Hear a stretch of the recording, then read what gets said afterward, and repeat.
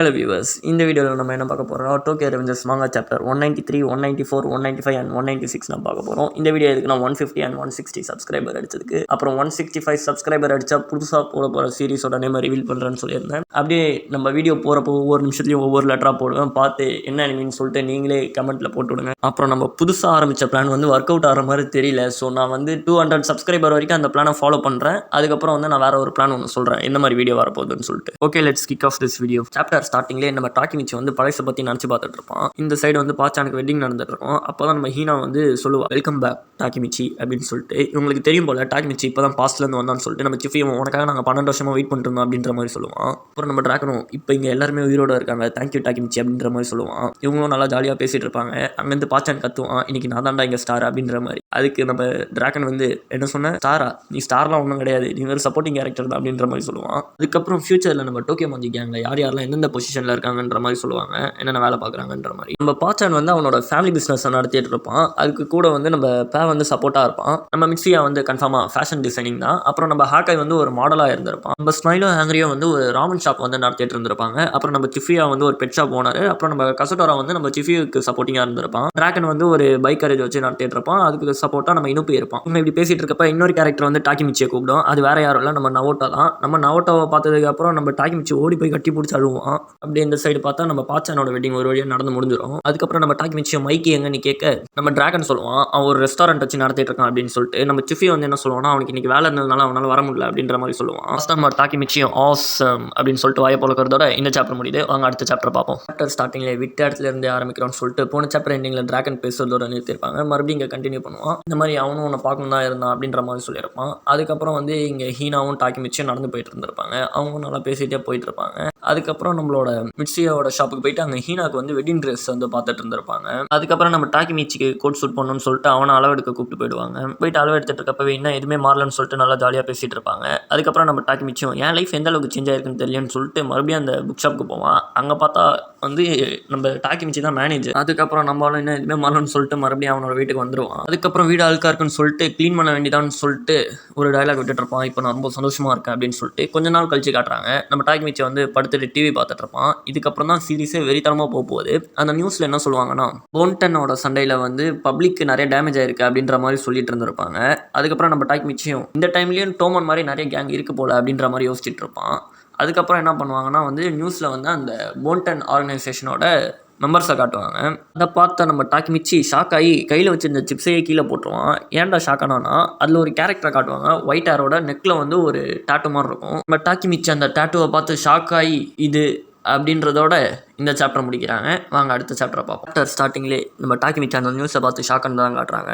அதுக்கப்புறம் நம்ம டாக்கிமிச்சி அந்த டாட்டுவை பற்றி யோசிச்சுட்டு இருந்திருப்பான். இங்கே வந்து நம்ம டாக்கிமிச்சியும் ஹீனாவும் வந்து நம்ம ஆங்கிரி ஸ்மைலோட ராமன் ஷாப்புக்கு வந்திருப்பாங்க. அங்கே அவங்க சாப்பிட்டுட்டு இருக்கப்ப நம்ம டாக்கிமிச்சி வந்து இந்த மாதிரி கேட்பான் மைக்கை பற்றி.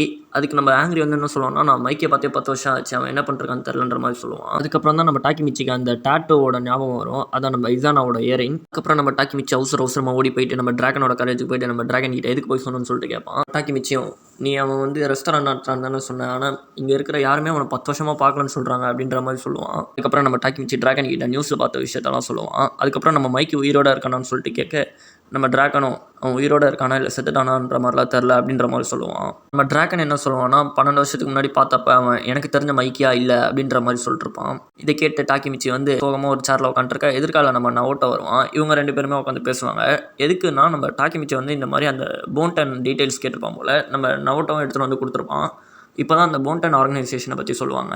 இந்த போன்டன் ஆர்கனைசேஷன் வந்து ஜப்பானோட ஒரு கிரிமினல் ஆர்கனைசேஷன். இந்த மாதிரி எந்த குற்றத்தை எடுத்தாலுமே அதில் போன்டன் வந்து இன்வால்வ் ஆகிருக்கும். இவன் போலீஸால் கூட அவங்களை எதுவுமே பண்ண முடியல அப்படின்ற மாதிரி நவோட்டோ வந்து டாக்கிமிச்சி கிட்ட சொல்லிட்டு இருப்பான் இதை பற்றி. அதுக்கப்புறம் நம்ம நவோட்டோ சொல்லுவான், இவங்க கிட்டத்தட்ட இதுக்கு முன்னாடி இருந்த டோமான் மாதிரி அப்படின்னு சொல்லிட்டு இருப்பான். அதுக்கப்புறம் அந்த ஒயிட் ஹேர்டு காயை பற்றி சொல்கிறன்ற மாதிரி சொல்ல இங்கே நம்ம டாக்கிமிச்சியும் அது இசானாவான்னு கேட்பான். அதுக்கு நம்ம நவோட்டோவும் இசானா கண்டிப்பாக செத்துட்டான் அப்படின்ற மாதிரி சொல்லுவான். அதுக்கப்புறம் நம்ம நவோட்டோவும் அந்த ஒயிட் ஹேர்டு காய் வேறு யாருமே இல்லை, நம்மளோட அன்பீட்டபிள் மைக்கின்றதும் நம்ம டாக்கிமிச்சி ஷாக் ஆகும். அதுக்கப்புறம் லாஸ்ட் பேனலில் போன்டனோட லீடர் மாஞ்சிரோ சானோ அப்படின்னு போட்டிருப்பாங்க. லாஸ்ட்டாக கீழே நம்ம டாக்கிமிச்சியோட ஷாக்கிங் ஃபேஸோட இந்த சாப்டர் முடியுது. வாங்க அடுத்த சாப்டர் பார்க்கலாம். சாப்டர் ஸ்டார்டிங்கில் ஒரு கேரக்டரை காட்டுறாங்க. அந்த கேரக்டர் வந்து வாயில் ஒரு பில்லை போட்டு நின்றுட்டுருக்க சைடில் பார்த்தா 3 பேரை வாயை கட்டி உட்கார வச்சுருக்காங்க. இந்த சைடு அவனும் அந்த சுத்தியில் எடுத்துருவாங்கடா அப்படின்னு சொல்லுவான். அதுக்கப்புறம் இந்த சைடு ஒரு கேரக்டர் வந்து கம்மி மேலே உட்காந்து என்னமோ சாப்பிட்டுட்டு இருக்கு. சைடில் பார்த்தா இங்கே நிறைய டார்ச்சர் பண்ணுற மாதிரி டூல்ஸ் எல்லாம் வச்சுருப்பாங்க. அங்கே ஒருத்தன் கத்திட்டு இருக்க இவனும் பக்கத்து போயிட்டு மைக்கி பேச போகிறாரு அப்படின்ற மாதிரி சொல்லுவான். இந்த சைடு பார்த்தா நம்ம மைக்கி அவனோட ஃபேவரட் ஃபுட் ஒன்று இருக்கும்ல, அதை போட்டு சாப்பிட்டுட்டு இருப்பான். அது பேர் என்னன்னு நானே மறந்துட்டேன். அவனுக்கு அது தெரிஞ்சதுன்னா அப்படியே கமெண்ட் செக்ஷனில் போட்டு விட்டுப்போங்க, நானும் பார்த்து தெரிஞ்சுக்கிறேன்.